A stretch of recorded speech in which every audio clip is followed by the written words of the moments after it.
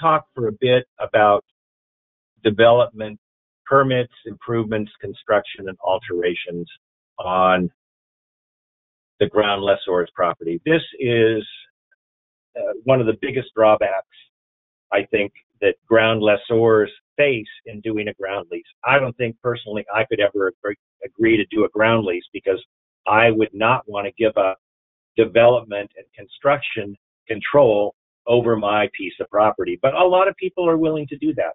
And again, this goes back to where I started out half an hour ago. It's imperative that we find a very experienced, financially solvent ground lessee to come in and do the development. So as the ground lessor, it is rare that you will have any control over the permits that the ground lessee gets from the city, or the improvements that are constructed, the alterations that go into the property. I did one ground lease a few years ago where, because of the relationship between our client, the ground lessor, and the developer client, we were able to keep some development approvals for major changes on the property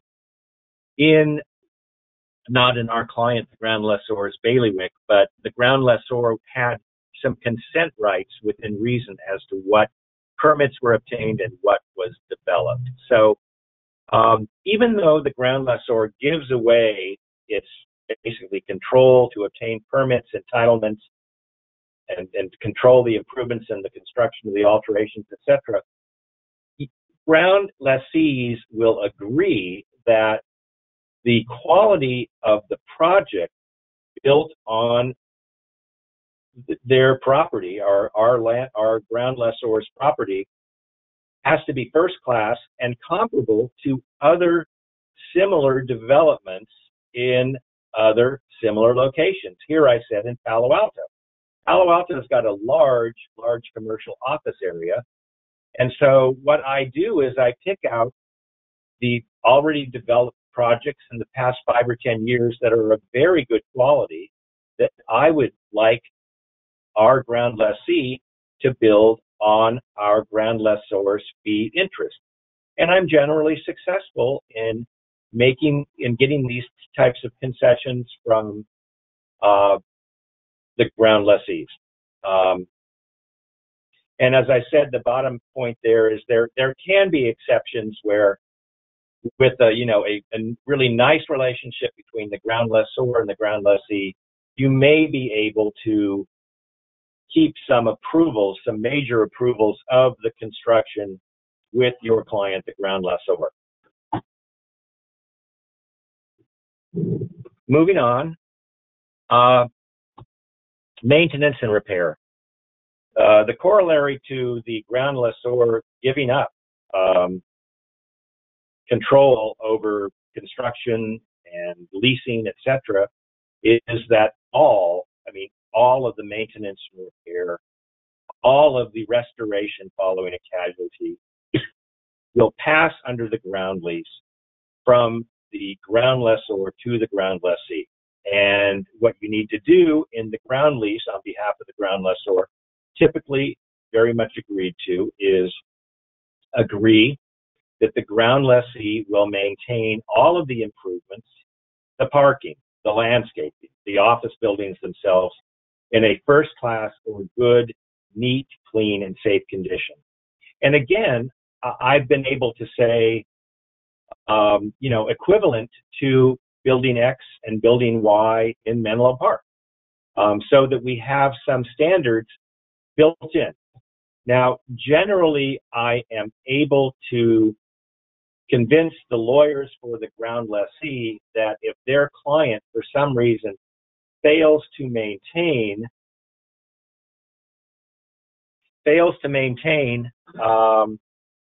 the property in the condition required under the ground lease, that after a period of time, 30 or 60 days after notice from the ground lessor to the ground lessee that they just ain't maintaining it properly, the ground lessor can negotiate self-help rights where they can come in and do the work themselves.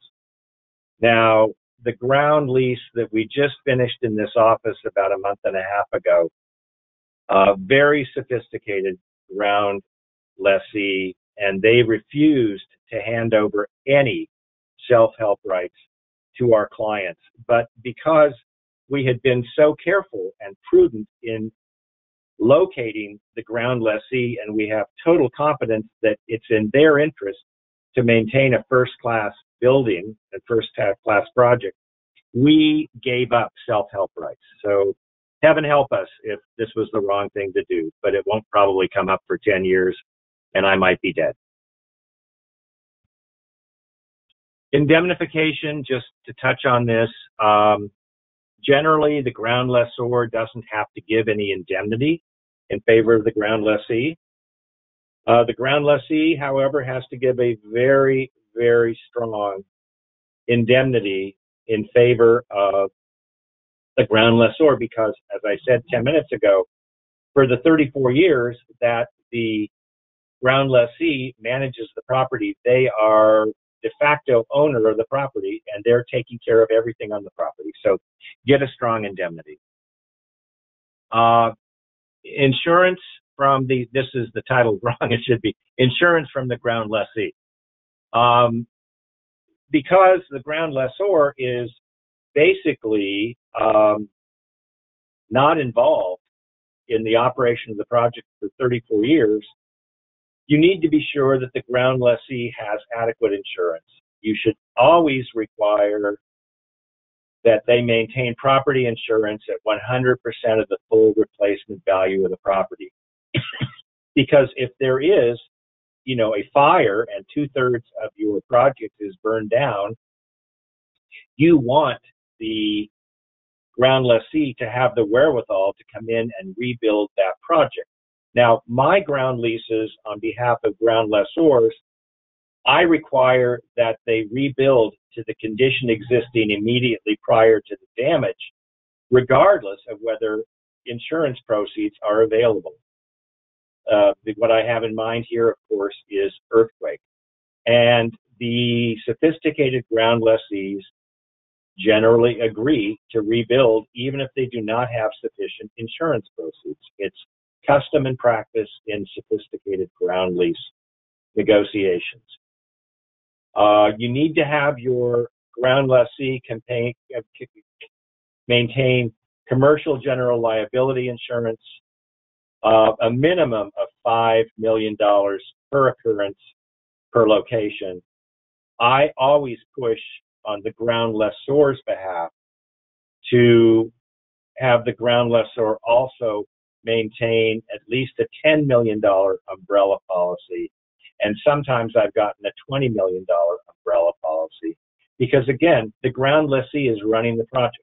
The ground lessee is finding the tenants to lease the office spaces and the retail spaces in the project. And they need to be responsible for any injury or death that occurs on the property.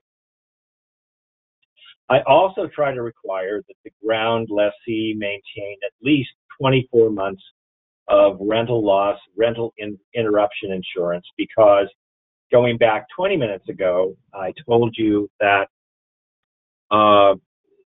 with respect to rent and minimum rent, the ground lessee in a percentage rent transact deal always has to pay the ground lessor the minimum negotiated rent. And this is regardless of whether they're making money or they're having rental income on the property. I mean, they have to pay the rent for the 3 years, in case of a big project, that it may take your developer ground lessee to rebuild and release the project. That is not your problem as the ground lessor. It is totally the ground lessee's issue. I think I jumped ahead on this. The ground lessee has to have the absolute obligation to rebuild regardless of insurance proceeds, with no abatement in rent to our client, the ground lessor.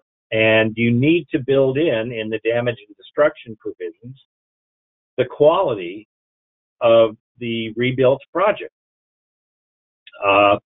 It has to be, at a minimum, the quality of the project that built down.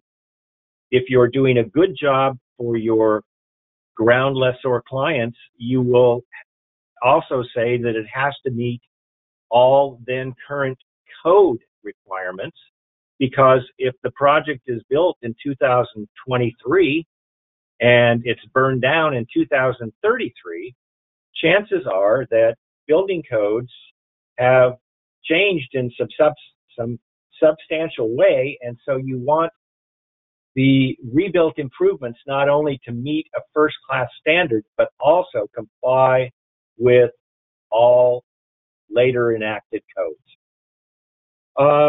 The exception to rebuilding following a destruction is generally in the last year or two of the ground lease. The ground lessor really doesn't need to require, and shouldn't require, honestly, the ground lessee to rebuild the improvements, because if we're in year 32, the ground lessor is going to get all those improvements in year 34.